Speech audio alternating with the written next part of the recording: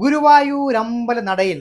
അപ്പോൾ സിനിമയുടെ ടീസർ വന്നിട്ടുണ്ട് കേട്ടോ, നമുക്കൊന്ന് കണ്ടു നോക്കാം. ഒരുപാട് പ്രതീക്ഷയുള്ള ഒരു സിനിമയാണ്. അപ്പോൾ ടീസർ ഒന്ന് പ്ലേ ചെയ്ത് നോക്കാം. കുറേയധികം E4 എൻ്റർടൈൻമെൻറ്റ് എന്ന് പറഞ്ഞ ചാനലിലാണ് വന്നിരിക്കുന്നത്. 2 മണിക്കൂർ കൊണ്ട് 118K വ്യൂസ് ആയിട്ടുണ്ട്. നമുക്കൊന്ന് കണ്ടു നോക്കാം. ഒരു അത്യാവശ്യം പരസ്യം. അപ്പോൾ എങ്ങനെയാ, പ്ലേ നോക്കുമല്ലേ? യെസ്, ഫസ്റ്റ് ഷോട്ട് തന്നെ ബേസിലാണ്. ഓക്കെ, കണി കാണുന്ന ഷോട്ടാണ് തോന്നുന്നത് കേട്ടോ.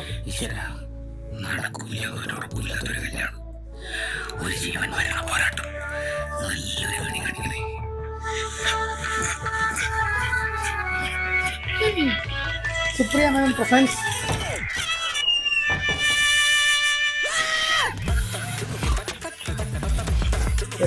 Productions, E4 entertainment.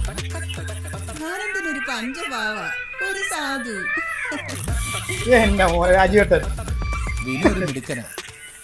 കൈതോരപ്പറമ്പിൽ Vinu Ramachandran.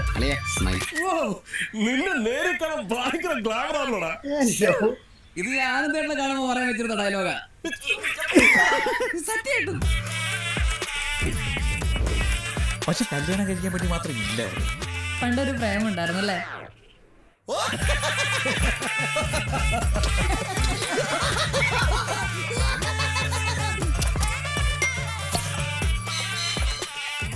എന്താ കഴിച്ചത്? ബർഗറും കോക്കും. നമ്മുടെ അഞ്ജലിനെ കെട്ടിച്ചു കൊടുത്ത നമ്മുടെ വംശം തന്നെ അറ്റുപോകും. അല്ല, വംശം അറ്റുപോകില്ല. ഇപ്പൊ ഞാനുണ്ട്.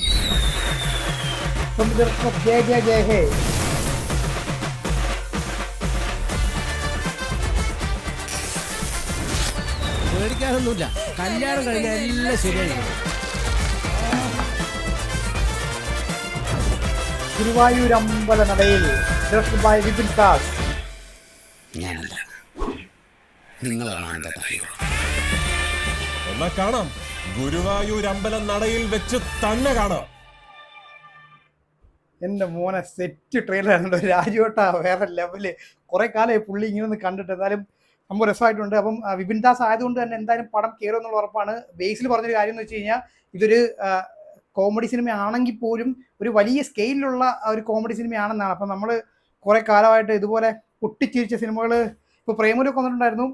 അപ്പോൾ എന്തായാലും നമുക്ക് ചിരിച്ച് ആഘോഷിക്കാൻ പറ്റിയ ഒരു സിനിമയായിട്ടാണ് തോന്നുന്നത് കേട്ടോ. അപ്പോൾ എന്തായാലും മെയ് മാസത്തിൻ്റെ കാര്യത്തിൽ ഏതാണ്ട് തീരുമാനമായി കിട്ടി. അപ്പോൾ ഏപ്രിൽ ഇങ്ങനെ ഓടിക്കൊണ്ടിരിക്കുകയാണ്. അപ്പം മലയാള സിനിമ മോനെ വേറെ ലെവല് എടാ മോനെ.